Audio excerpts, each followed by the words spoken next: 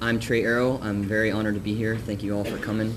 I'm honored to sit next to Kim and Nick on this panel. I just have been recently released from prison. In December, I was officially released from the BOP's custody, Bureau of Prisons, and I served almost 6 years for arson. There were 2 arsons that happened in 2001. One was a Chopert logging trucks that burned, and the second was Ross Island sand and gravel trucks that burned. And I was looking at literally a life sentence, and I fought it for a long time in Canada. I fled to Canada, and I went through lots of proceedings for immigration and extradition hearings, and I eventually was extradited back to the States in 08, and I was looking at a life sentence if I took it to trial and lost.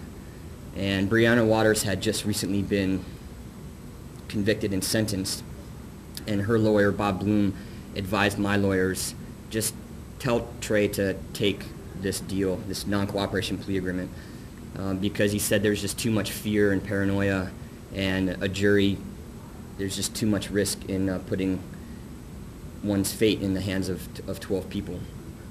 So I ended up taking non-cooperation plea agreement, and I've just now recently been released. I've been involved in a lot of direct action. Back in 2000, we, out at Eagle Creek near Estacada, we had amazing road blockades set up, and it was part of a 10-year campaign to help save this ancient forest, old growth, endangered species habitat, watershed.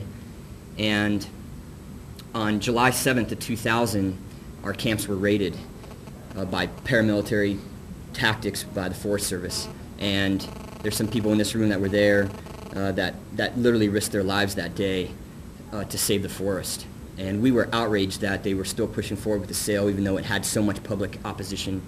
We were outraged that they put lives in danger for profit. And we organized a big rally in downtown Portland at the U.S. Forest Service building to call attention to what had happened that day and to get people involved in helping to continue to protect and save Eagle Creek. And I rode down on my bike, and I took one look at the building, and I thought, gosh, someone should climb up there. It looks like there's a ledge up there, and get people's attention as to why we're here. And I said it to someone, and they kind of looked at me like I had 4 heads, and I was like, all right, well, I'll do it then.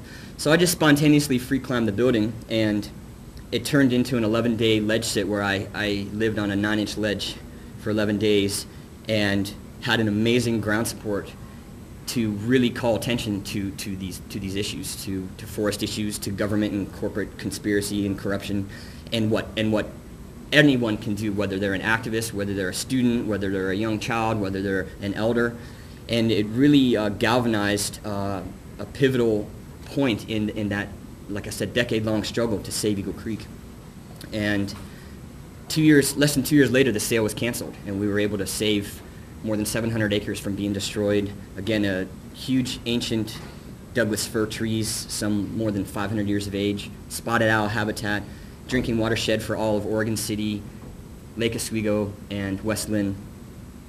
And while I was on the ledge, I was labeled by the FBI as a domestic terrorist, even though I wasn't hurting a fly. And after that time on the ledge, I ran for Congress on the Green Party ticket, and subsequently I was involved in a campaign out in God's Valley near the coast to help save some area on state land.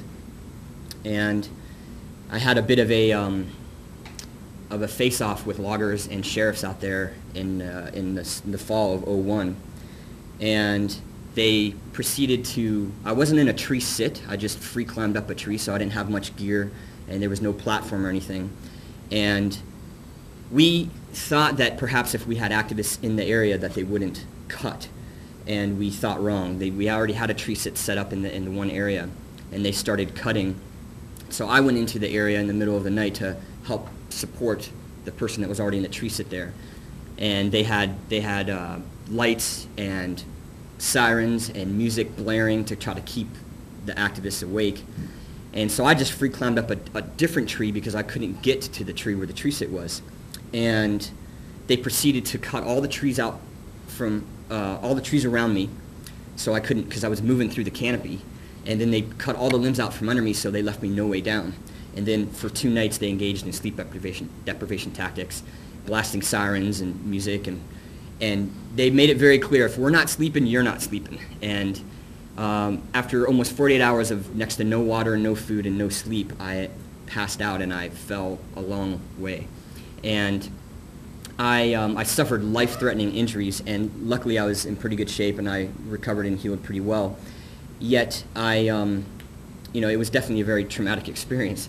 And I kind of laid low for a little while, and then in 2002 I was indicted for these arsons. And I really looked at as basically the government's way of targeting activists, targeting people that are involved in effective activism, attempting to make an example out of activists, to one, instill fear in others so that they don't take a stand and they don't get involved, and then also to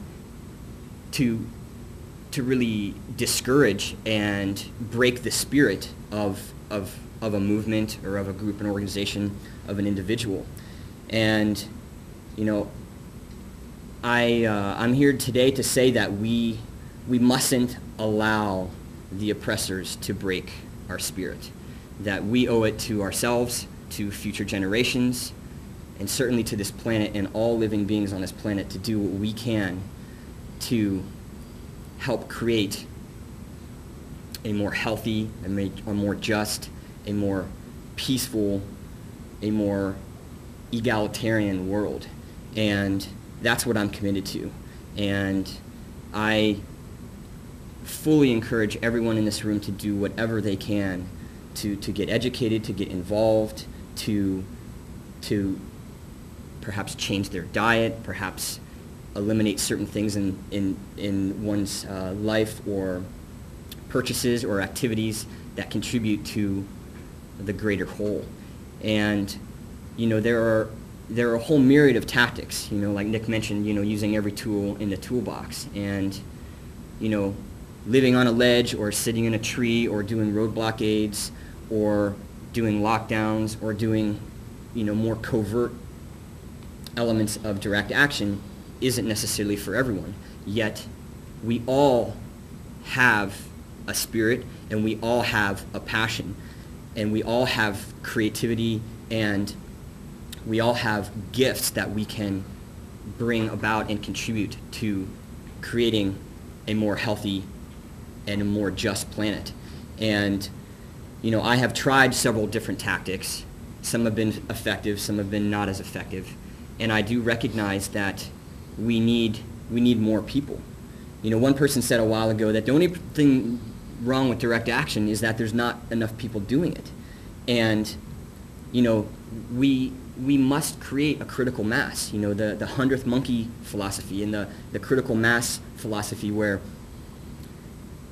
once there is a certain number of people doing a certain thing, it literally raises the consciousness, the collective consciousness, and that there will no longer be the ability for the oppressors to oppress, and that they will have to coalesce, or they will have to give in, or they will have to make concessions, or they will have to rethink and redesign and maybe eliminate the ways in which they've been operating. And so I know in my heart that we all have the power to change this world, and we do every day. Margaret Mead said, "Never doubt that a small, thoughtful group of committed citizens can change the world. Indeed, it's the only thing that ever has." And so we don't need lots.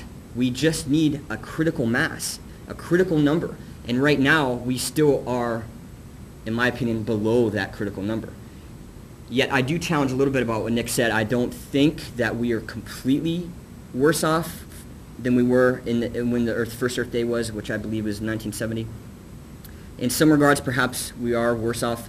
In other regards, I think that there is a certain awareness and awakening that is happening that wasn't necessarily present in the 70s or 80s.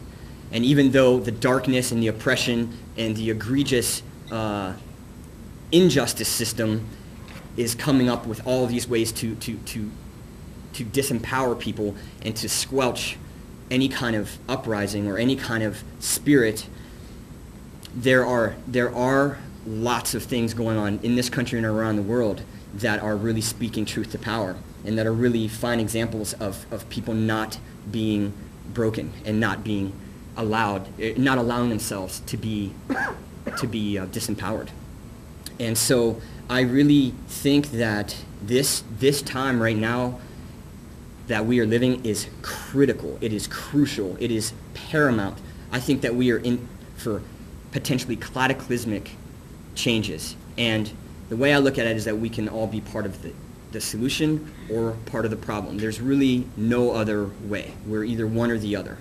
And no matter how small we may think that an action is, I maintain that everything that we do, every thought, every action, every purchase, or every dumpster dive, every boycott, everything that we put in our mouth, everything that we either purchase or don't purchase, everything that we use, and everything that we devote our energy and our time to makes a difference and makes an impact.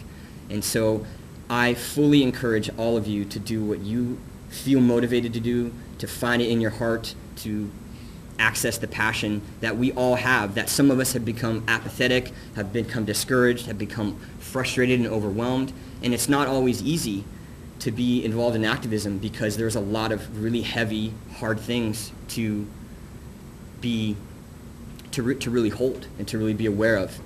And so I think we owe it to ourselves to heal as best as we can our own individual wounds, so that way we can then be more effective and more communicative in how we can help heal the wounds on the planet.